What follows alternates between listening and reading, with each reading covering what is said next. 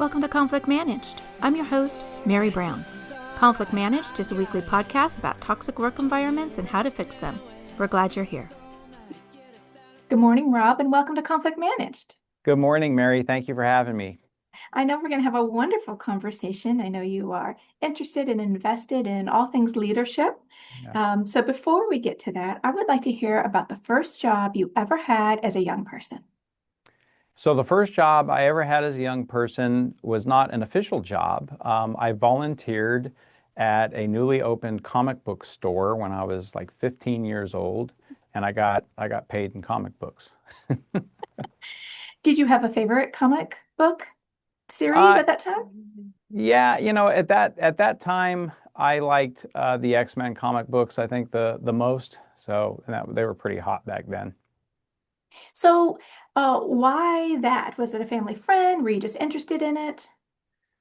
Yeah, I grew up in an entrepreneurial family, and I remember at school we had a festival of some sort, and one of my friend's stepfathers was there with them and had mentioned that they were opening up this comic book store. Um, and for whatever reason, I was interested in trying to learn and get out of the house, Mm. and so my parents let me volunteer there on the weekends, and we did that for a while until I got old enough to get a work permit and actually get a regular job. Hmm. That is so interesting. I mean, I ask this question all the time, and I don't know if I've had anybody say their first job was volunteering. And volunteering at a place when you're young is very much similar to working there, right? Yeah, yeah, But you're not getting paid. right. But you're still expected to act in a certain kind of way Yes. and interact in a certain kind of way. So where did you go after that? So after that, when I was old enough to drive and get the work permit, I got my first real job at a pizza parlor that was being reopened in my hometown, Straw Hat Pizza, and took my first job there. And within, I don't know, 2 or 3 months, it was a new business, and I was a computer kid at that time with the computers coming into play, and I was playing with, the print artist and all those old software programs. So shortly after beginning working there, I started helping the owner with creating his coupons and flyers and stuff because he didn't have a service for that.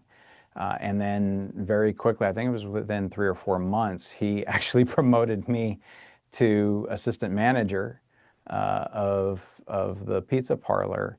And so I was like 16 and a half. I wasn't even old enough to run the restaurant alone, but his brother was the dough maker in the back. So as long as his brother was there with me at night, then I could run the front of the restaurant. So that's how that went.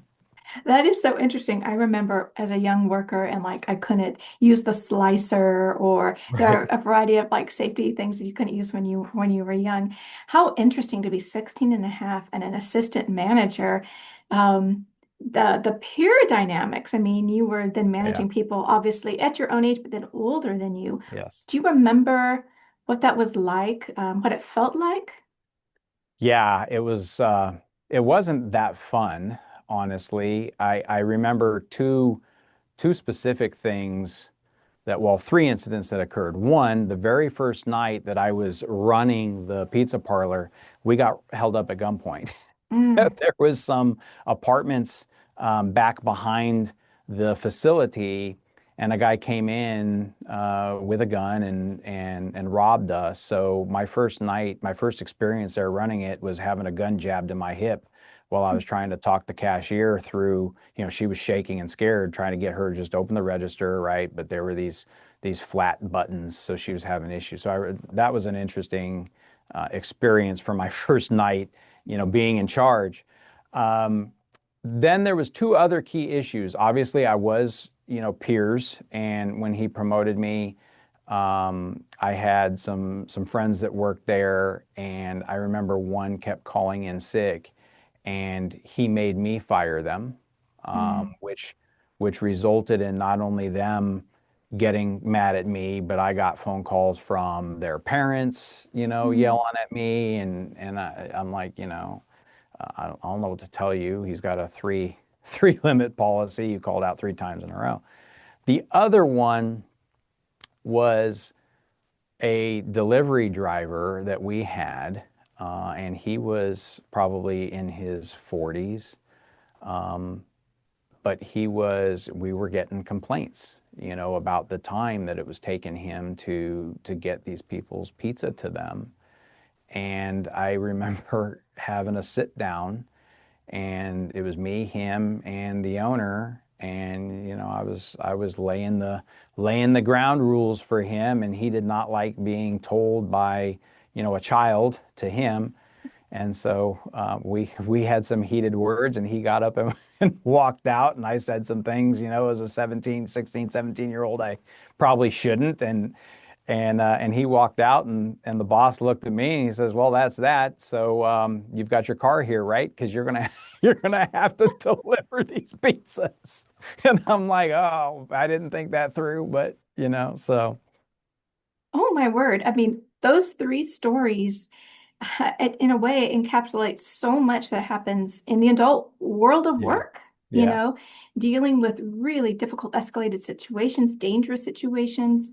Um, so many people, as they rise in a company and organization, they were peers and now they're the boss of yeah, these people. yeah, And then, just and when you're younger, you've got older people working and, yeah, all of those kinds of dynamics. And then also the fear that I hear so much is if I deal with this conflict, this person might leave, who's going to do their job? yeah. Right. And so the impact on me, the impact on everybody else. And so we tolerate or bad behavior gets tolerated because of the what if. Like, oh my goodness, like all of that is in this. Do you think back? I mean, did that experience at the pizza place sort of color other parts of work or just a part of the string of your experiences? Yeah. So I think it was definitely one of the first foundational building blocks of the concept that I didn't even know at the time, which is emotional intelligence, Mm. right? And understanding that it's not about being on top or being in charge. It's about finding the middle common ground and trying to work with people, right? And I think that exchange with he and I, the delivery driver, is a good example of I was young and I didn't understand the leadership and the difference between managing and leading, right? And so, could I have done a better job finding common ground instead of letting it escalate into I'm the boss, it doesn't matter what age I am type of situation? Mhm. There's better ways to deal with it. And it's I look at things today, I listen, I read, LinkedIn, and I think it's amazing to me how even as adults, we just don't get it sometimes, right? And sometimes we did get it, and environments and things Mhm. change us, and I've experienced that myself, and coming back to, I mean, we start to fall further and further from the tree depending on the environment and the situation, and so it's amazing. Human psychology and leadership and all of that is amazing to me because you learn lessons and sometimes you don't take those lessons and put them into play. So they weren't really were they really learned, right? They were just Mhm. lessons. They weren't learned. So that was definitely a fundamental component to a journey that has now spanned 25 years. Mhm. Yeah. Well, I'm sure we're going to get to some of those wonderful topics you just addressed. But so, did you end up going to college after high school? So I left the pizza parlor to go work at a sporting goods store. And within a few months there, I was promoted to supervisor. But I could not get promoted to a manager because you were required to have a high school diploma and I hadn't graduated yet. Mhm. So as soon as I graduated, I got promoted to hardlines manager at the sporting goods store. So I was covering down on 2 of the 4 departments. Um, and so I went to community college. I was working 60 plus hours a week in retail, trying to maintain a full boat for college to do the transfer program.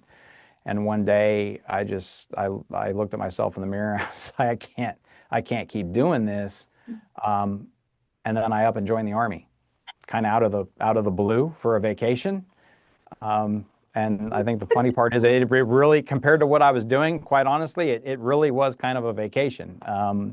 So that's how that kind of developed there, and I got offered a good type of job in the Army, and I took the deal and went off onto that track.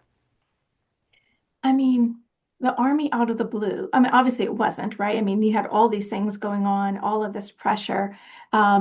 But why the army? So I decided that, maybe looking into the military was a good option. Mhm. I hadn't gotten to where I wanted or expected to be. And part of that is I guess the workhorse in me, um, by way of my parents and family and stuff. So I started looking for those options. I went and talked to each of the different recruiters, and took the test, and I'm a kind of a people person, so I was listening and watching them, and the Army seemed the most interesting out of the bunch. And they offered me a job in the intelligence arena. So that intrigued me, and that was a guaranteed job with the Army. Whereas like with the Marines, they would let you in, but at the time, if they had other needs or whatever, they would kind of switch you out before you actually got to do that job. So I took the deal with the Army, and went in. But and the reason I say it was out of the blue is because I was born and raised in Northern California, pretty liberal area, and for me, the military. I don't come from a military background. There was no, I had nothing to do with the military. So for me to just all of a sudden decide, hey, I'm going to do this, and my parents are looking at me like, yeah, right, and then I leave, and Mm. it's, yeah, I really did it. It's like, okay, so yeah.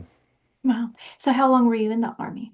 So I stayed in the Army for 5 years. I did two deployments, one to Kosovo, one to Operation Iraqi Freedom One, in 2003, and then came back from that. And I kind of saw the writing on the wall that, with the op tempo and everything, it was going to be an every other year type of deal. And, Mm. and I had, at that time, I had gotten married and had other objectives.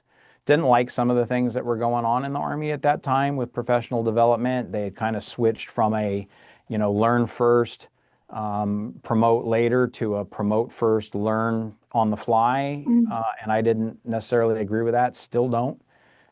So all of those things combined, I decided to get out. I ended up leaving the Army 3 days before I would have been stop lost for the follow-on deployment, Mm. and got out and became a government contractor. And What kind of government contracting work were you doing? Was it intelligence or?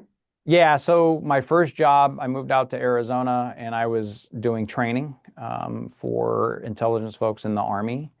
Um, Probably, as I look back, one of my most fulfilling Mm. job roles, up until my new one. But um, training the soldiers, we were an in-between training entity. So when a unit was stood up, we would go out and we would get them ready essentially for deployment and combat. So we went in with a limited amount of time, but a lot to teach them, Mm.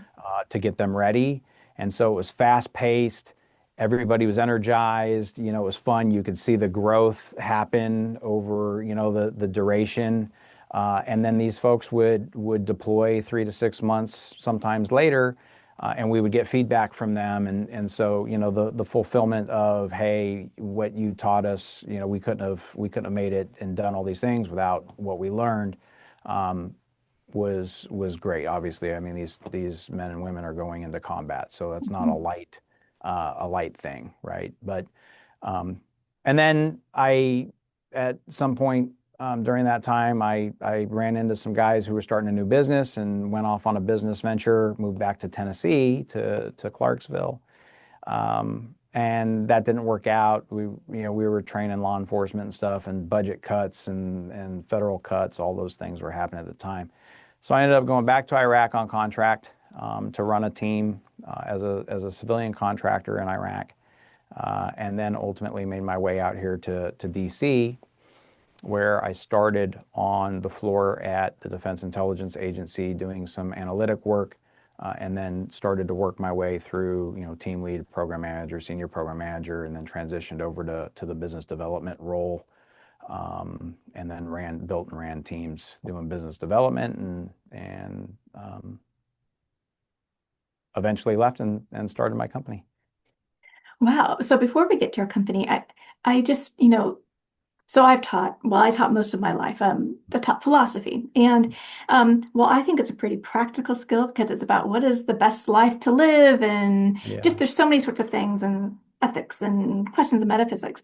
It's not pertinent like what you were doing or what you have been doing, especially in this, people are going off to these hostile environments and this is information that not only do they need, they want to know it. And so you have the synergy of I really do need this information. Yes, you really do. Here's the information. And then you get that feedback that I can just imagine how gratifying. Every once in a while, a student will come up to me and say, "Oh, I remember when we read this book," or "Oh, I think about the scenario." But it's it must be such a fulfilling to get that immediate feedback. Most of the times we are not given that gift. We see it here and there trickle out, but it's Yeah. more I think certainly in the work I'm in, conflict resolution, sometimes there's an mediation or a facilitated conversation, but it's the long haul, speaking into people's lives, helping them develop these skills so that they will employ them when the situation arises. Yeah, I mean, we were on a very compressed timeline. And having done that job for 3.5 years, and then just looking back and doing reflection, um, you realize it more and more and more how special it was, Mhm. and maybe not so much during the time, but Right. definitely looking back, because you're right, you don't get that type of constructive feedback or good feedback on that compressed a timeline. We have effects on people's lives that you might hear years down the road, or when you reconnect, or what have you. Sometimes it takes different experiences for them to realize or for it to click. Yeah. Oh, I remember when so and so taught me this years ago. This is what they meant. Um, but I mean, that's part of life, and we're constantly growing. And so I would assume that in conflict resolution and what you're doing now, those moments where you can see kind of an immediate sigh of relief or a weight Mhm. lifted Yeah. kind of has a similar effect, even if it's not the long-term effect. So Yeah. It is, because we all want to make a difference in whatever we're yeah, doing in the world. And some jobs it's just you're not going to see it, or you might get to see it, but it is nice when you see those light bulbs or you see how really helpful they yeah, have found the material or the information and they're using it and it's really impacted their life for yeah. the better. All right, so tell us where you are right now and what you're doing. Yeah, so right now, I run a company called Blue Stallion Solutions. We're a leadership transformation company. We run classes and coaching programs. I've got some students that I'm running through once a week right now. And they're having a blast and I'm having a blast seeing those light bulbs go off when we're talking about some of our concepts with leadership. And they look at you like, uh-oh, I maybe I haven't been doing so great, or maybe there's some other you could just see them start to kind of look in the mirror in their mind and go, oh boy, okay, maybe I need to change the way I do certain things, or there's some better ways I could go about them, or if I touch on a scenario that happened to them this week, and it's a fun group. I love teaching folks and giving them an alternative method of thought, and reason that might be better for them. So I love that, giving people an alternative because when we think about leadership, if you haven't done anything intentionally to develop your leadership skills and style, you have one. Everybody has a default one, just like everybody has a default way they're going to deal with conflict. yep. And so it is what it is. If you're not thinking about it and reflective about it, then in what way are you really choosing it, right? Mhm. And what way are you really getting what it is that you want to do, right? We want to be effective, we want to be good, we want all these sorts of things. But if we're not taking stock of this is where I want to go, is what I'm doing actually getting me there? Am I standing in my own way? Am I shooting my own foot? Am I speaking into these people? Like on all of these unconscious things that we hold about people, what work is for, what we're supposed to be doing there. And if it's not, if we don't hold that mirror or have somebody help us see, then we're just going to continue down a path that is not as good as it could be. So if leadership is defined as influence, right, then what I tell people is that it's not a question of whether you are or aren't a leader. It's a question of what kind of leader are you and Mm, what kind of leader do you want to be? Because if leadership is influence, we all influence something every day. It doesn't mhm, matter if we're driving down the road and somebody cuts us off or we cut somebody off, right? I mean, that's influence. mhm, So the other side to that coin is getting people to understand that leadership is not a suit or an outfit that you put on at 9 o'clock in the morning and take off at 5 o'clock in the evening. mm, And if you're doing that, or if you're trying to treat it that way, then you've got a really thin veil, and people know and people see, right? If you're going to be a good leader, then you're making a commitment to constant growth, constant practice, and it's something that you live. It's not something that you necessarily just do. mm, And that concept is very, very important because it's rooted for me. I think it's rooted in one simple thing, and I think it's the golden rule, right? Do unto others as you would want others to do unto you. That anchor is heavy, mm, and we forget about it, mm, right? But it really all comes back to that. There's a lot of spokes off of there, mhm, but from just a fundamental concept, if you live your life doing unto people as you would want them to do unto you, that life is better. mm, Right? I mean, things just happen in a better way for people than trying to disrupt that constant thing that should be there. mm. So, I love that. It's very picturesque. Because we've all heard it, the golden rule, right? Doing to others, and we certainly act that way because when we're offended, they shouldn't have done this, or they shouldn't have assumed this about me, or they should have asked me, it's very, we are assessing other people as how they're treating us. But again, that mirror of, well, what kind of grace am I extending them? What kind of curiosity am I extending to why this happened? What kind of narrative am I assigning to their behavior instead of, and what would I want them to say about my behavior when I'm late or when apparently it looks like I dropped the ball? How would I want somebody to email blast me to everybody on the team, or would I want somebody to pick up the phone and call me? So then what am I doing? Right. right. Um, Yeah. and it's so fun. I mean, it's just so very fundamental. It's so fundamental that it's interesting that it can get lost and gets lost all the time. So is it so fundamental that we've started to think that we don't have to teach it and that it Mm, just occurs? And if we don't bring people back to it and put their attention on it, mm, and we assume that it just happens, it kind of just stops happening, mm.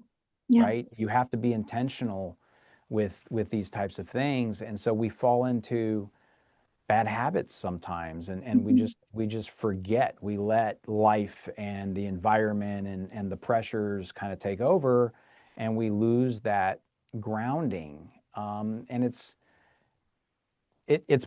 part of life for us. It's part of us as humans. I often say that one of the things that we're the worst at is as humans is self accountability, mm, right? So if you don't have help then you're often not being held accountable, and that's an issue, right? And that it's the accountability that puts things into practice. That's what changes habits. That's what changes behaviors. But if you're not held accountable, good chance it's not going to do any of those things. And I think that we've landed at a point, especially in the corporate world, but I think society as a whole, but especially in the corporate and business world, where things are a little bit out of control. You know, people are miserable and Mhm. they don't leave companies. A company is an entity, right? It's just a box. They Mhm. leave people, they leave environments, you know, Mhm. they leave frustration and anger and heartache and mistreatment and abuse. Um, and I don't know that we're paying enough attention to it. You know, I ran across a statistic a couple of weeks ago. I think it was Gallup, and 60+% of new managers never get any formal leadership training. Mhm. And that's one of the things that I've taken a close look at over the last 6 months is, you know, that blurring of the lines and forgetting that management and leadership are complementary, but they're two different things. Mhm. And I started to look at, well, how has this played a role? And when we look at the flattening of organizations Mhm. from a communications perspective, right, that makes sense on paper, but we're also flattening the roles and responsibilities. Mhm. And those roles and responsibilities are kind of directly combative with each other between Mhm. leadership and management at a certain level, right? Much Yeah. easier for managers to kind of add more leadership to the equation than having a leader have to swoop down, porpoise dive, as I call it, into management. That's not good. And Mhm. so it just keeps snowballing and this mixture of things in the entities. So people are I'm surprised that we're not paying more attention to this, given how open it's become. Mhm. So, Yeah, I wonder if it's because it's a bit of a despair. Well, what are we supposed to do about this, right? Well, actually, I mean, there's a lot that we can do about it, right? But right, yeah, I we mean, can. These are choices, right? These are choices, and you know, you can. I've been using this analogy of the skateboard, right? There's some cheap skateboards that you don't replace the parts, you just throw away when it wears out. And then there's other skateboards where you can replace the parts and keep it going, right? Mhm. And people are kind of being treated like skateboards. Yeah. And I'm gonna run you hard, as hard as I can to get the most out of you. And when you're done, that's it. You know, you can stay or you go. I don't really care. Whereas there's the other concept where you've made an investment in these people. They've gotten to know your organization. They know the ins and outs. They know the quirks, the goods, the bads, right? They can maneuver and have success for you, but you don't invest in them and replace the parts to keep them going. Why? Well, because it affects the bottom line differently. We don't get as much bang for our buck so fast. Mm. But I'll tell you, the longer game on that Yeah. pays dividends, Mhm. right? Whereas constantly having to switch people out and burn them out costs you immediately and you just don't realize it because it's on a different side of the balance sheet. But when you have to keep recruiting new people, bring them in, retrain them, they can't, you know, effectively, you know, maneuver within the organization, you lost all that experience, that's costing you time too and Mhm. money. Mhm. So maybe it's the pressure, maybe it's the styles, but you don't have to go very far to see just how frustrated people are with it. Um, and so I think we've got to pay attention. I 100% agree. Um, and I wonder if, I mean, I want to go back to this idea of what's good on paper versus what's Yeah. good in the real, right? And Mhm. so businesses are made of people, right? As you said, it's a bunch of people. If you get the people equation wrong, it's all going to be out of whack. Yeah. And what's true about people, right? So people are individual. They go through different cycles in their lives. They have different kinds of personalities. They think work is for different sorts of things. There's all this stuff that is going on. And if you don't have a dedicated class or a rung within an organization to deal with people, and I don't mean deal with like the bad. I mean, you got to deal with that, but to invest in them, to speak into them, to see them, for them to feel acknowledged and seen, for clarity and communication, then you are just burning money. You are, so I think that you're doing something wrong for the business, right? Yeah. You are necessarily losing money because you're losing people, engagement, innovation, institutional memory, all of these sorts of things. Quiet quitting, all these things happen when we don't invest in our people well. Um, and it just, you're going to lose money. You're going to lose out in the marketplace of ideas. You're going to lose out in customer service, innovation, products. And we know all of this information, and yet we still have people crying in their cars. We have people, by and large, as you already mentioned, they leave other people in their organizations. They just, it's like lobster in the boiling pot. Like they just can't take it anymore. That Yeah. manager, that person. We know this, and we know it's very costly. So, Rob, why? Why are people not investing in training their managers in people-centric organizations and treating their people really well? So I think that leadership development, the term, I have come to realize has gotten a bit of a dirty reputation. Mm, That it's expensive with minimal gain or return on investment.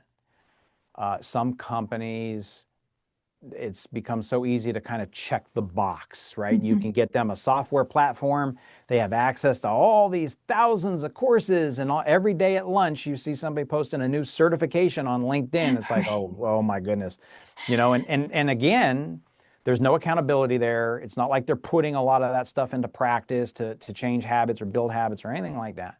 The other thing is companies, I think to minimize that expense, have also taken the leadership development in-house.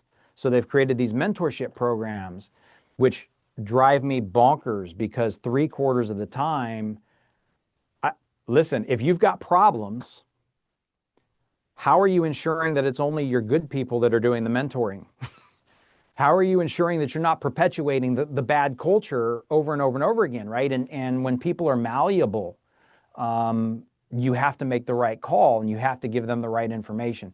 The other thing is a lot of leadership development programs are pontification and teaching without any back end accountability, right? Mhm, So, um, one of the things that we're trying to change by doing it the way we do it is all of our training has some sort of accountability attached onto it, right? Whether it's through continuation of training with coaching calls, or things of that nature to follow up. We try to start with an assessment, and I choose unbiased types of assessments to go with. And then we build on that, right? So you start with an assessment, you teach them the concepts, and then you help them implement the concepts, and then you hold them accountable for implementing the concepts. That's how you foster growth. That's how you change behavior. That's how you build new habits. If it takes 10 days to build a habit, but only one time to break it, that's really what we're talking about. We're not talking just about education, right? mhm. So here's the other side of the equation. Everybody wants to go to the destination spots where these great conferences occur, right? Two days in Vegas or Orlando or whatever sounds amazing. And you go and you get thrown all of this information, and it's good information. I'm not saying it's bad, it's good information. But the reality is, by the time you step foot back on the plane, you haven't even had half of it sink in, probably not even 3/4 of it sink in. By Mhm, the time you get home, you've got a stack of material and like 5 or 10% of that information still in your head.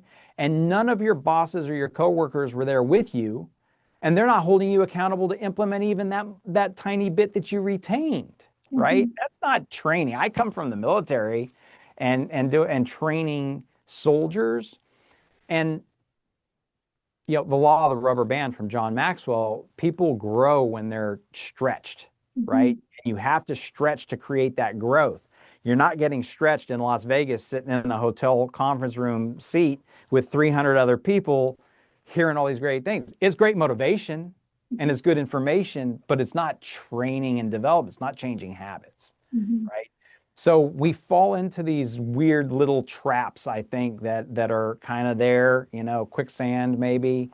Um, and I wish that companies would start to budget that again. Now here's the flip side. If the companies aren't doing it, and this is hard for people to hear, but if the companies aren't doing it, then you have to do it for yourself, Mhm. right? Because we don't have the same type of loyalty to each other from employee and employer as there once was, Mhm. right? So you cannot rely on that organization to build your career. It's your career. Mhm. And there's a good chance that you won't be at that organization more than 2 to 5 years ish. So what are you going to, how are you going to get yourself to the next level if they're not willing to get you there? If Mhm. you blame them and just don't do it because they won't, whose fault is that? Is it we can keep arguing and trying to get them to do it? Yes, but at the end of the day, you've got to take control of that as the individual that wants to succeed. Mhm.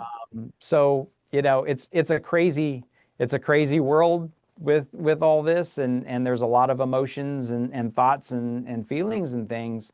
Um, I come back to what I see when I've got people in the room, and how we work with them, and we see the light bulbs going off, and we see them come back to the next session and talk about, hey, I tried to do this and I ran into this problem. How can I get around this? And that's where the coaching really starts to come in, Mhm. and they're growing from it, not just sitting in class falling asleep and then not doing anything to change it. So Yeah, I mean, with so much information and so many opportunities and so much certification and there's all this information, and I think that we do forget the difference between knowledge and wisdom, yeah. right? You can know a lot, but it's not doing you or anybody else a lot of good if, right? And Yeah. so wisdom is a virtue that is developed through habit. And so how do we get good habits? We get them by repetition, by doing, by intentionally doing it. And so I ascribe to less is more when it comes to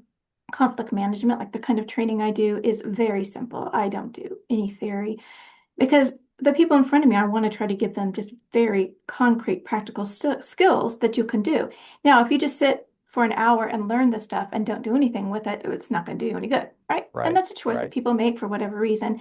But if you do it once, you see how it feels, and then you make Yeah. adjustments. And then you do it again, and you see how it feels, and you make adjustments. And now you're starting this habit because you are doing it and you see how it feels, right? And then you have this experience to build on. More of this, less of that.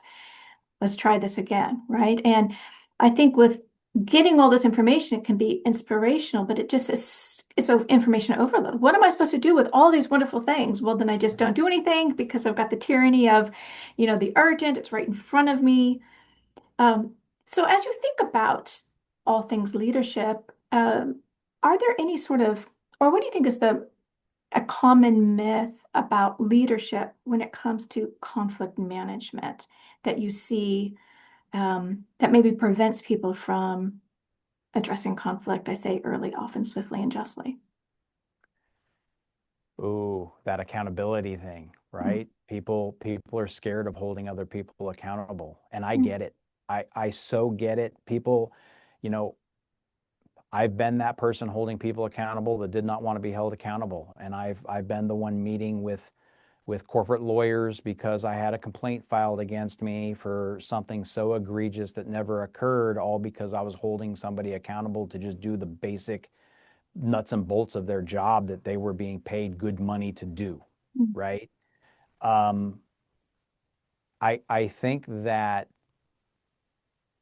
there's a couple of things. One, many new leaders, especially, but existing leaders too, struggle with the identity piece of being a leader. mm, And when they're struggling with the identity part of being a leader, then they're more fearful to take on those types of challenges. And it is a challenge because the other side to this coin here is society is different and people are different. And people are very quick to kind of lash back these days and have an excuse or be upset. You can't tell me what to do. I can't believe you're telling all these types of different attitudes that we deal with. And leaders, but you have, number one, you have to address it. Number two, you have to think on your feet, right? You have to Mhm. be able to adapt. And so if the approach is from an angle of trying to get to the middle ground, the common area, right? The understanding that, I'm not trying to, accountability is not a punishment. In fact, it's the opposite, Yeah, it's a gift. right? It's a gift to help you grow and do things the best that you can do them and be successful and all of this, but it's looked at as a punishment on both Mhm. sides anymore. So Yeah. it's conflict in and of itself that people don't want to have. Most people are generally conflict averse, why a lot of leaders are passive aggressive, Mm. right? They know they need to do something, kind of put a check and balance on something, but they don't want to. So they do it like this weird passive aggressive way, right? Instead of just having a conversation. Right. It's kind of like, when somebody gets promoted to a leader and now has to lead their peers, Mhm. the relationship dynamic has to change. It doesn't have to go away, but it does have to change. Why? Well, partially because of perception. Mhm. Right. Because perception still plays a huge role in everything, in every part of our lives anymore. Have people forgotten what perception is? They don't care. Well, it doesn't, I don't care what they think. Well, no, there's certain times and places where you have to care what people think, right? Right. One is your boss.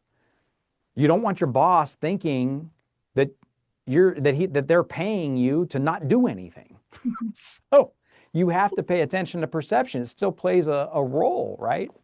But yeah, I mean, I think that's the thing, that there's a perception that accountability um, is punishment, and it's not meant to be that. Mm. Now, how do you hold people accountable if you don't have effective communication? Well, then we Mhm. can go off on a whole nother on a Yeah. whole nother ride, right? Because you have to Yeah. have effective communication to be able to hold people accountable. Right. I've asked a lot of managers, do you do any type of expectations document or initial counseling with new employees that come in? Right? It doesn't have to be long, Right. but it has to have the basics. And when that is there on paper, it ensures understanding on both sides of at least some level of expectation, Mhm. right? I used to have them sign it. Mhm. When I promoted a new leader, I would have an addendum, an additional document that says, okay, if this is the challenge you choose to accept, Mhm. right? Here's what we now kind of expect from you. Do you understand and agree to this? Because it's hard. And Mhm. if you do, sign it, sign this, let's sign and date it so that we can come back to it. Mhm. It's not for punishment, it's for understanding. It's for success, Mhm. right? Yeah. If you start to veer, I can pull you back in. And when you say, well, we never talked about that, I said, no, we did. Do you remember this? Look, can we get back to this? Are you Mhm. still good with this? Right? Can we still get back to the right direction? So that perception has to change because people have to be held accountable. I love that. And as you were talking, I was thinking the cry that I hear from so many people is hold other people accountable, right? This is the rule, and everybody is doing it except for this person, and they're getting away with it, right? Yeah. That's not fair. And I hear this all the time. It's not fair. It's unprofessional. And so not only are they mad at the person who's from their point of view, is acting unprofessionally, they're more upset about the leadership, doesn't care, doesn't see, won't act. And then they lose trust in the leadership, and then it's just a spiral from there. What's really going on in this organization? This organization won't do difficult things. This organization doesn't see or doesn't care. They're unfair. All of this. And so there is this real desire for accountability, Yeah. but I see on the other end of a shyness of putting in black and white what the expectations are. I would, civility standards, or so there's the civility standards versus the hard skills of what somebody is doing, putting it in black and white, and then what is the repercussions? Like a lot of times I'll be looking at an employee manual and it will say something like, this is where the discipline, this is the disciplinary, whatever you think about that terminology. And then I go and look and it's so thin. I'm like, I still don't understand what will happen if this person doesn't do X? It is Right. completely unclear. Yeah. And so then you get so-called favoritism, you get in a way, an inability for these poor middle managers who do feel stuck. It's like they have this position, and a lot of times they lack the authority. Why do they Yes. lack the authority? Because things aren't laid out. And then they wonder, will my boss have my back? Right. And so it's a mercy and it's a kindness to them, to the whole flourishing of the organization to have clear expectations. I agree from day one. But not just day one, they get revisited. They get, I'm interested in civility standards. We talk about those, what's working today in 2025 versus when you were onboarded in 2020 and you were onboarded in 1987, right? Right. Things change. Yeah. So Yeah. what are we doing now? Yeah. I had a student last week, and we were talking in class. We were talking about accountability, and I asked, his answers prompted me to ask him, what's your leadership philosophy? Mm, And what, so you have standards that you put on paper. Um, Again, they don't have to be so detailed that you're micromanaging. It's just got right. to create the basic understanding that you need to be able to hold that accountability. And at the same time you're delivering that document, you should be talking to those folks about your philosophy as a leader, how you operate, what your expectations are, right? That you hopefully empower your people to make decisions, because that's how they grow, and that's how you build other leaders instead of just followers. Um, and I could just see the light bulbs going off. He's like, "Oh, leadership philosophy, accountability. That's how." Yes, right. And if you establish all of that, Mhm, effective upfront communication of those standards and expectations, and how you drive things, you establish a level of trust. Now you have to deliver, and you have to deliver consistently, mhm, right? You have to actually subscribe to those things that you say, or they will feel that mhm, instantly, mhm. right? But it starts to build that level of trust and understanding, and the employees need to know that the leaders are not there to get them, right? Right. They're there to help them, because if a leader understands what they should, they then would understand that it's not about them, Mhm, right? They're not the ones getting anything anywhere. It's the people doing the work that are getting the you and the organization there, right? mhm, So that all works together. And when it all works together, the environment starts to become much better. And that can start at the team level. And frankly, it can grow from the bottom up, you mhm, know. We've run into a lot of situations where especially in larger corporations, the very top and the employee base are totally in sync. mhm, I call it the squishy middle, where weird things start to happen, mhm, right? Where the executive leadership doesn't have constant oversight, and people start doing funky things in the middle, either mhm, intentionally or unintentionally, mhm, right? And when mhm. those funky things start happening, then they start to impact the workforce that are doing the work, and now all of a sudden you've got a huge culture problem. Mhm. And because that middle is often so squishy, they don't do the work to pinpoint where it's actually coming from. They don't hold them accountable, right? And then you run into the trap that you were discussing, where, yeah, people are like, hey, we know exactly, somebody in that organization knows exactly where it's coming from, right? You just got to get to it, and then you got to correct it. Let's just say that. Absolutely. And I also like this idea of back to with accountability of this external and internal accountability, right? So and that accountability is this really wonderful, freeing term instead of punishment, because if we want a thriving environment, then we do need to have rules of engagement, and we all need to know what those are. And in a human environment, people make mistakes, and so you do need to bake that in. And so everybody will make mistakes, everybody will have bad days, people will have lapses in judgment. But because we care about the continuation of this organization, the health of the team, and the whole, these are our stopgap measures. So accountability is if there is no accountability, the whole thing will be on fire. I mean, like it's Right. just going to fall apart, and then nobody will have a job, and society misses out. There's all these problems. So we want these parameters. Um, it's I think it's when you use a bully club and you think about punishing adults as if they're children. No, it should always be if somebody has a gap in performance or behavior, we're just trying to get them back up, right? We're a Yeah. team, right? And so we're trying, but if you decide not to get back up, then we part ways sooner rather than later. We want to get this right up. If you don't want to be doing this anymore, that's fine. This is just Right. not the place for you. And that's a good for you and it's a good for us. Exactly. Yeah. Yeah, exactly. That's not that shouldn't be taken as a negative, right? I get that there's sting in it, Yeah. but at some point, we can't help everybody, right? And so when people ask me, when do I know when it's time to part ways? One of the first things that I look at is, do they want to grow, right? Are they coachable? Mhm. And then do they have the ability to do, because even if they want to do it, can they do it? So that's repetition, right? But the other things that I teach leaders is everybody's not a one-trick pony. You can't teach people one way and say, well, I tried. Yeah. Everybody learns different, you know?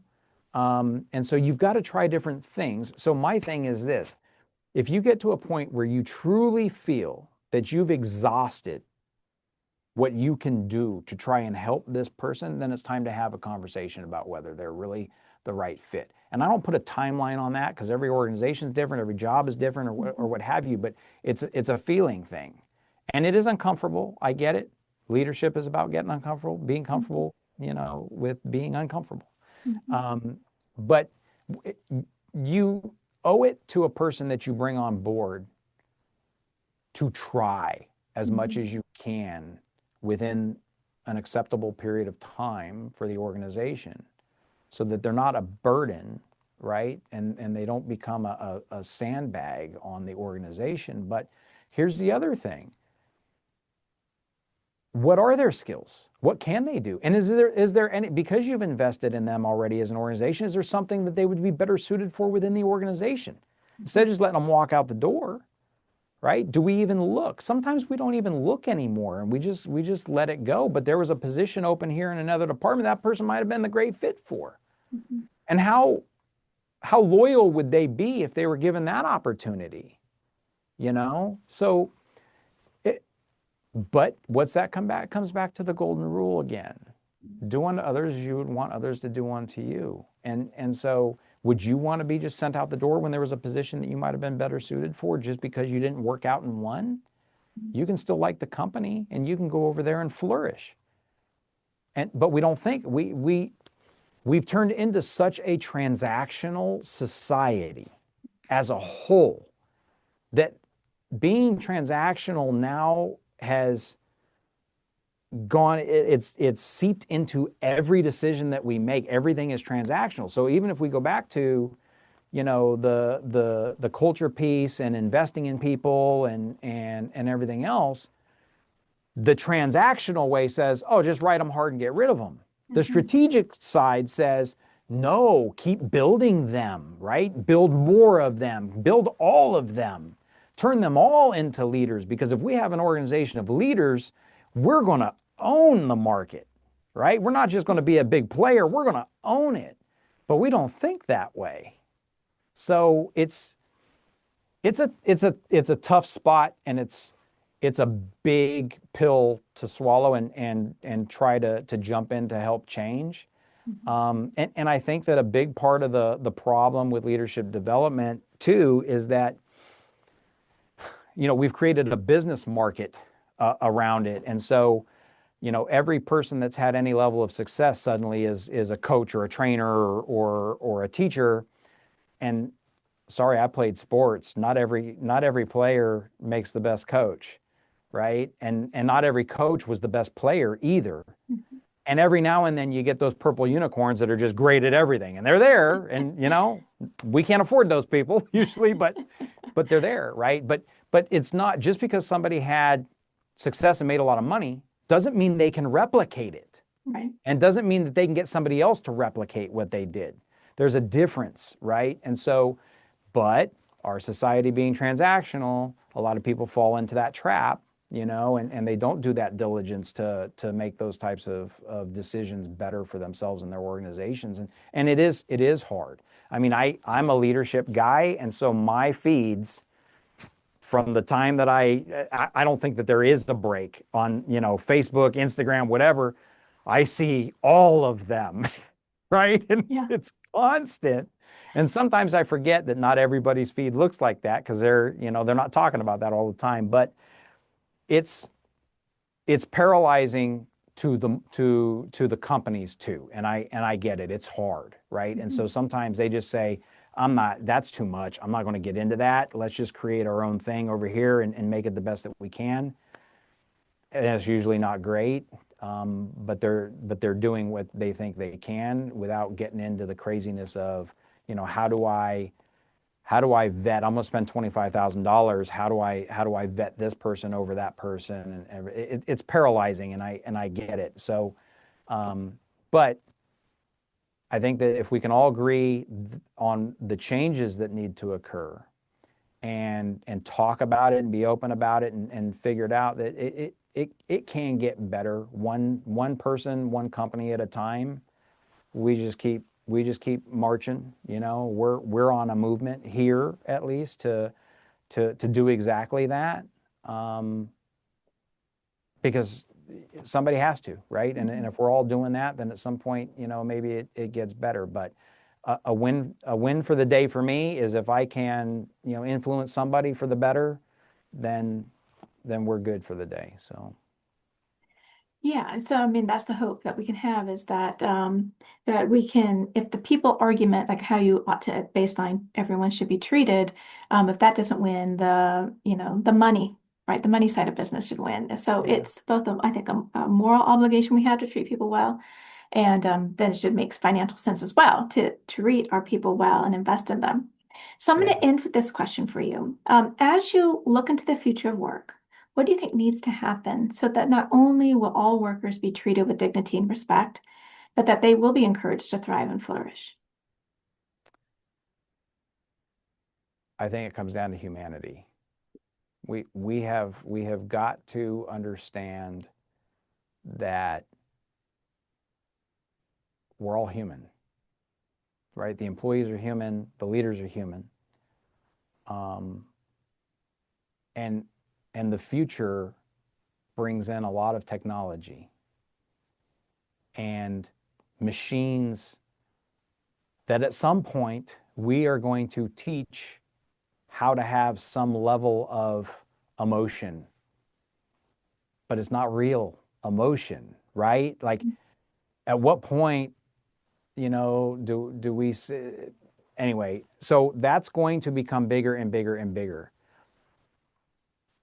Those things are tools that we should know the pros and the cons of and use them appropriately, not to replace the hard decisions, which are usually the emotional decisions, right? The the Mhm. the the ones that have feelings, that deal with people, the empathy, the emotional intelligence. We cannot let the fantastic answers that a machine gives us override the fact that we're dealing with human beings. Mhm. Um, and because of that, home life does affect work life, and work life does affect home life. It's a cycle. And if all the bigwigs that we all look up to, that we want to listen to, are saying, there can't be a solid divide anymore between work life and home life, well, okay, but if you're going to make that statement and that's what you're going to teach, then there's the back end of that, the other side of the equation that says, then you have to care about how their work life is and their home life is, and understand that you're a major part of that equation. So, what choice are you going to make to help their lives full circle be better? Mm. Right? Yeah. That's really So strong. Yeah, I like that. Well, Rob, we didn't even get to talk about your book. I at least want to mention it on our way out, which is Crossing the Divide, came out this summer. yeah, And so I encourage you to go and check that out. And thank you so much for being on the podcast. It was a great thank you. conversation. Thank you for having me. Yeah, thank you so much. It was fun. Take care. Bye. Rob, thank you so much for being on Conflict Managed. And I regret that we didn't get a chance to talk about your book. It looks fabulous. So I encourage you all to go out online and look up Rob's book, which is called Crossing the Divide. Conflict Managed is produced by third-party workplace conflict restoration services and hosted by me, Mary Brown. You can find us online at 3pconflictrestoration.com. Come back. We have new episodes every Tuesday. And if you would please like and subscribe wherever you listen or watch this podcast. Speaking of watching, you can watch this conversation on YouTube at 3P Conflict Restoration. Our music is courtesy of Dove Pilot. And remember, conflict is normal and expected. Let's deal with it. Until next time, take care.